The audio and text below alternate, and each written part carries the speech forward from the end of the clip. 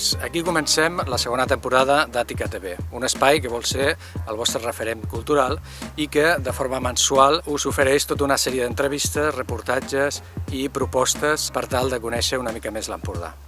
A més, per aquesta temporada han creat tota una sèrie de seccions noves, com la d'Instagram, que estarà coordinada per en Mohamed El Alrani, o la de tecnologia, portada a terme a càrrec de l'Enric Sala, de l'empresa Sotaigua de Figueres. En aquest primer programa us convidem a veure una entrevista realitzada amb en Pere Portabella, director de cinema i persona vinculada al món de la política, que ens aporta una visió molt lúcida del moment actual.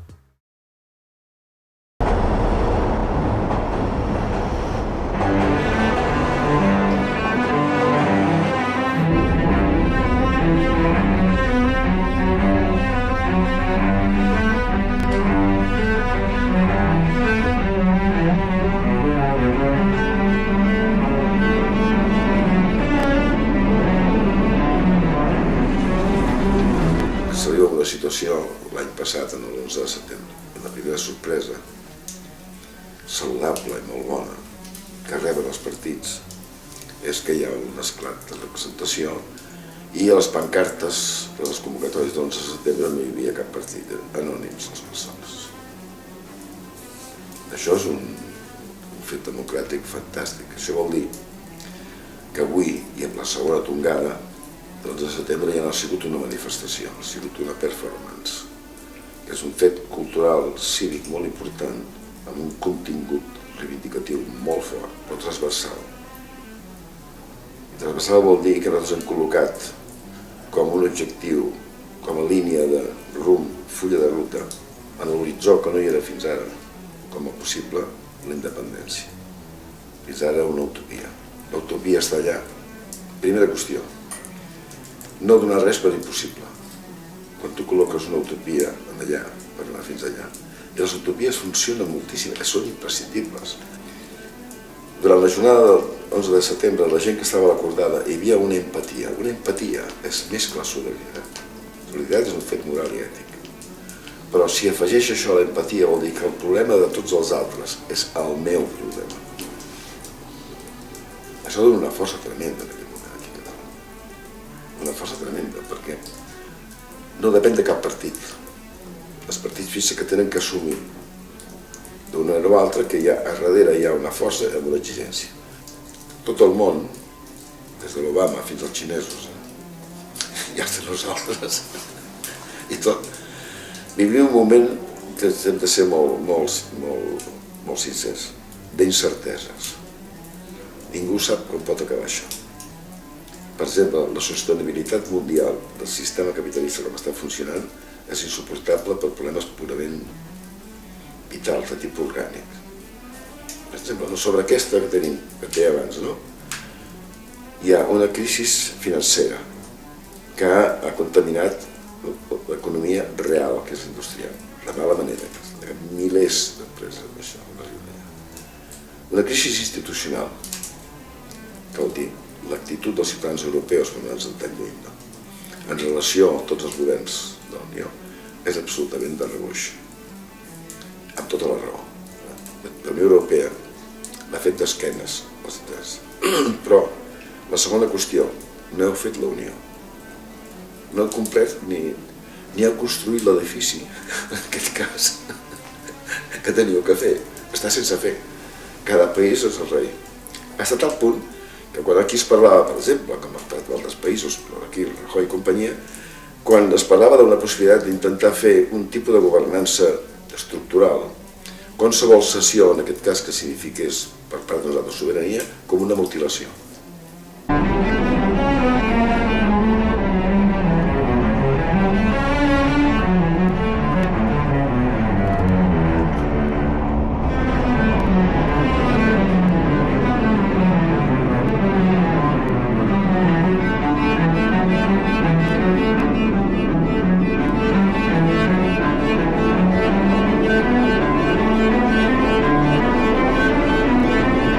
Per tant, aquí jo crec que nosaltres estem en una posició que hem de ser molt conscients que no és problema que un corri més que l'altre, que no hi hagi oportunismes, que ningú s'escapi dient que jo faig una manifestació. No. ningú sense els altres és algú. La força nostra és que el que es faci, hi ha d'haver aquest més del 83% que hi ha aquí, que ho faci. De moment va bé.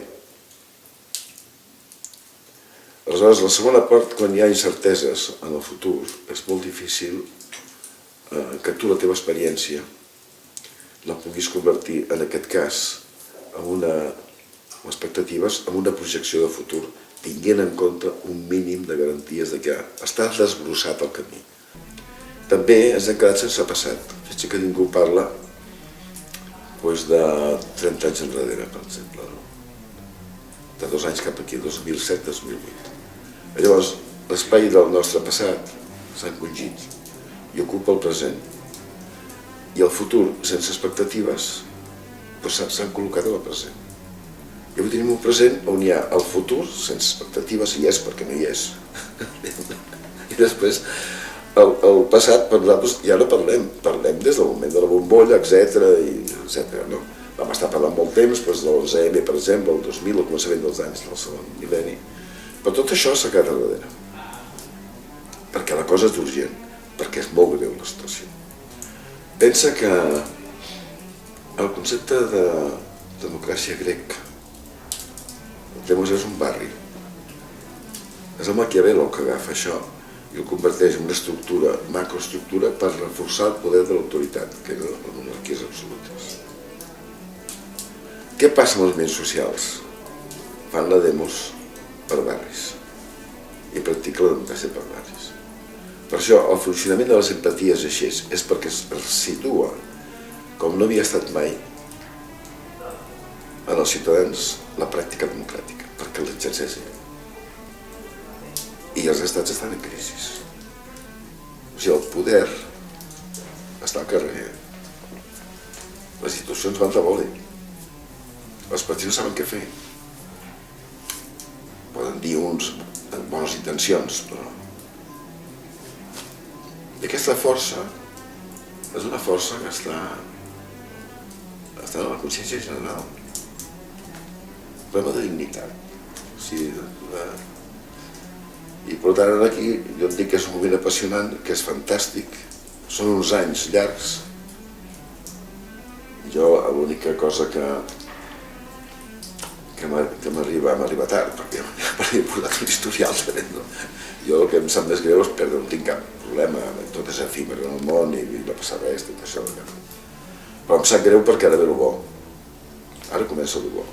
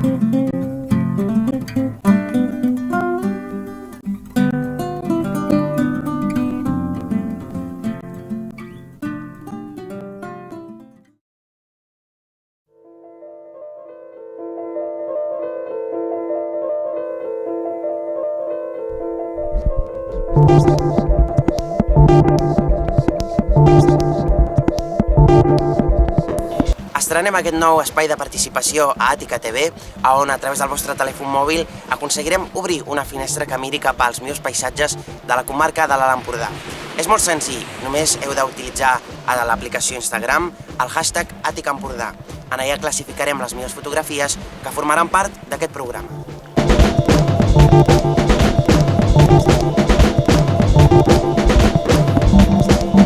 I a través del mateix hashtag a Instagram, Noemí Morales comparteix amb nosaltres aquesta instantània que representa una de les senyes d'identitat de Roses més característiques, que és una palmera, però ho fa mitjançant els filtres que fan de la fotografia una miqueta més artística. I ella mateixa comparteix amb nosaltres una altra fotografia que mira més cap al mar i que ens ensenya aquesta embarcació que es troba en una de les badies més maques del món, que és la badia de Roses. I sembla que als nostres televidents els ha agradat això de fotografiar la badia de Roses i tenim un altre exemple que és l'Ia Mestre, que comparteix amb nosaltres una fotografia de la badia de Roses a Instagram utilitzant el mateix hashtag. I Josep Gram, amb un toc una miqueta més nostàlgic, decideix compartir amb nosaltres les seves fotografies dels records d'estiu 2013. I un altre usuari, B. Sabaràs, utilitza un joc d'ombres per explicar-nos una suggerència una miqueta que fa referència a la història de la nostra comarca. It's what keeps me alive.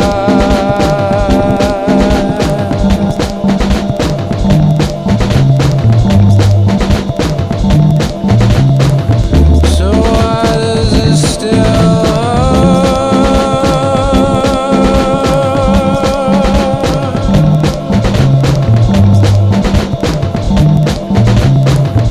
don't blow?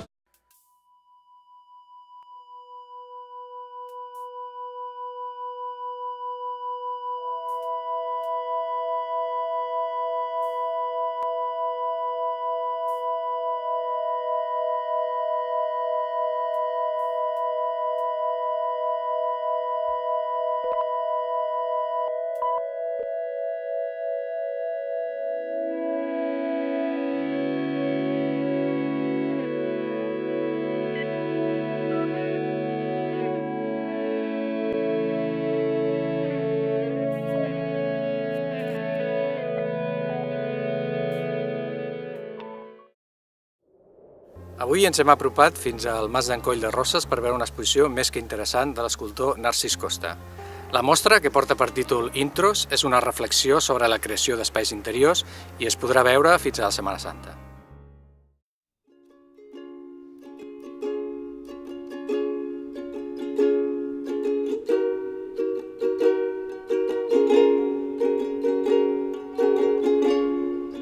La idea d'Intros apareix a partir de l'última peça de l'anterior sèrie, del Desequilibris, que encara de fet és un desequilibri. El que passa és que, com que és un diàleg entre l'interior i l'exterior, doncs em va donar la idea de, efectivament, abocar-me a l'interior, buscar l'interior, crear, insinuar espais interiors oblidant-me una mica de tots els volums externs, o sigui, oblidant-me una mica de la part externa, buscar espais interiors i inclús no solament buscar-los, sinó insinuar-los i obligar una mica la gent també a abocar-se dintre uns espais interiors.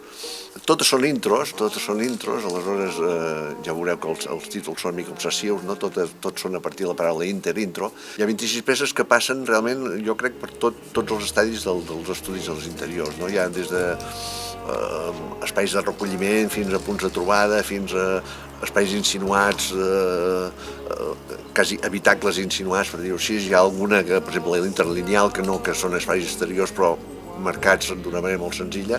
I disfruto molt fent els títols, crec que són molt importants.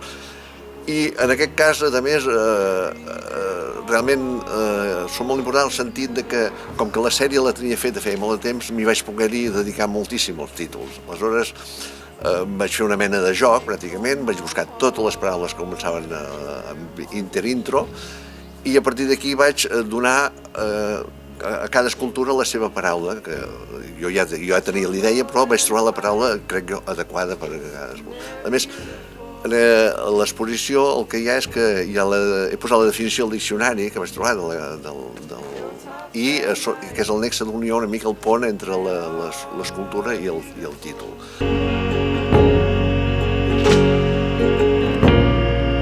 Blazing with light is the widest and the tallest and the biggest one.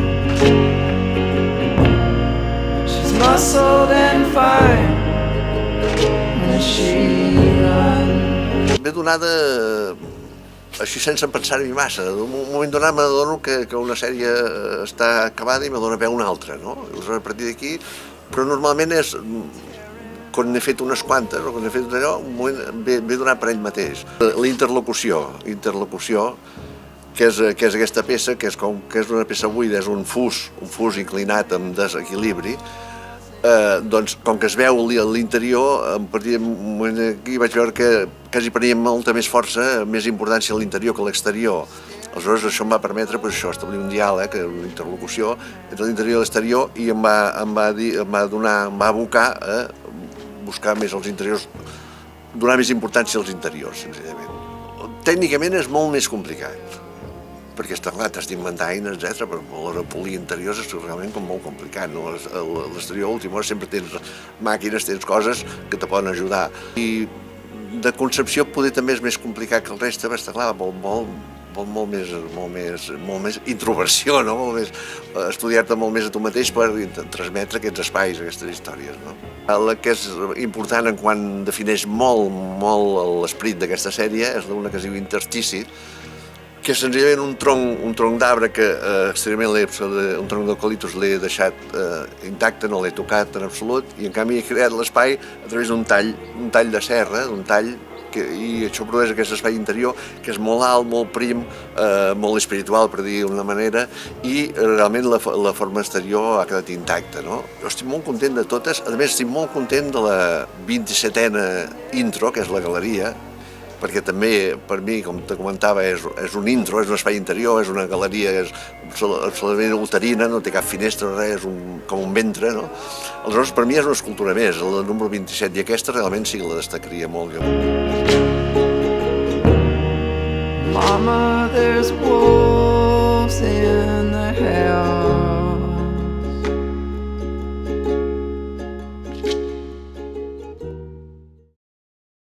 Bé, fins aquí el programa d'avui, esperem que us hagi agradat.